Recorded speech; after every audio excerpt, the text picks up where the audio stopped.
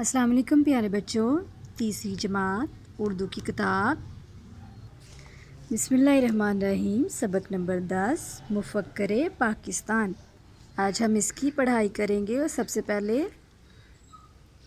मुफक्किर पाकिस्तान किसे कहते हैं? कौन है मुफक्किर पाकिस्तान? मुफक्किर पाकिस्तान अल्लामा मोहम्मद इकबाल को कहते हैं। सबसे पहले हम देखेंगे अहम अल्फाज। सलीका शुआर, बुलंद बहती, अफजाइश, वलवला, नज़रिया। सलीका शुआर हुनरमंद या फिर तमीज़दार, बुलंद बहती ऊंचा मुकाम, अफजाइश बढ़ना, वलवला जोश, नज़रिया सोच। ठीक है, नज़रिया सोच या फिर ख्याल भी इसको कह सकते हैं। आपने ये अल्फाज इमला के लिए लिखने हैं। अब हम इसकी पढ़ाई करेंगे। अल्लामा मोहम्मद इकबाल रहमतुल्लाह अलैह 9 नवंबर 1877 को सियालकोट में पैदा हुए। इकबाल के वालिद शेर नूर मोहम्मद एक दीनदार आदमी थे। उनकी वालदा ईमान बीबी एक नेक दिल और सलीका शुआर खातून थी।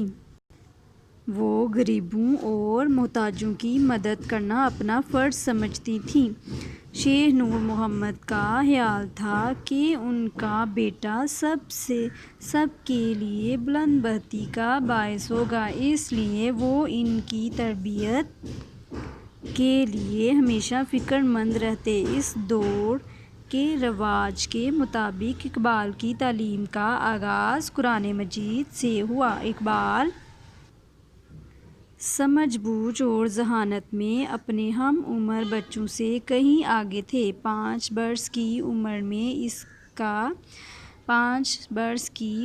में स्कॉच मिशन हाई स्कूल में दाखिला लिया। वहाँ आपने प्राइमरी और मैट्रिक में वज़ाइफ हासिल किए। बचपन ही से इनके अंदर वो जोश और जज्बा मौजूद था जो बड़े लोगों में पाया जाता है।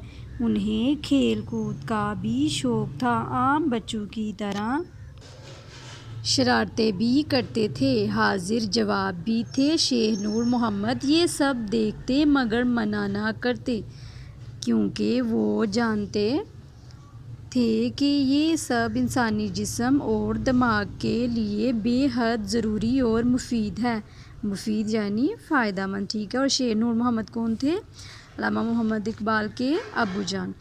मैट्रिक के बाद इंटरमीडिएट की तालीम भी इकबाल ने स्कॉच मिशन कॉलेज से हासिल की और मज़ीद तालीम के लिए लाहौर आ गए, जहाँ गवर्नमेंट कॉलेज में BA में दाखिला लिया। 1897 में इकबाल ने BA का इम्तिहान पास किया और अरबी में अव्वल आने पर तलाई तमगा भी हासिल किया। MA के लिए आपने फ़लसफ़े के मज़मून का इंतखाब किया। ठीक है बच्चों, यहाँ तक आपने पढ़ाई करनी है। यह हम अल्फाज आपने इमला के लिए लिखने हैं।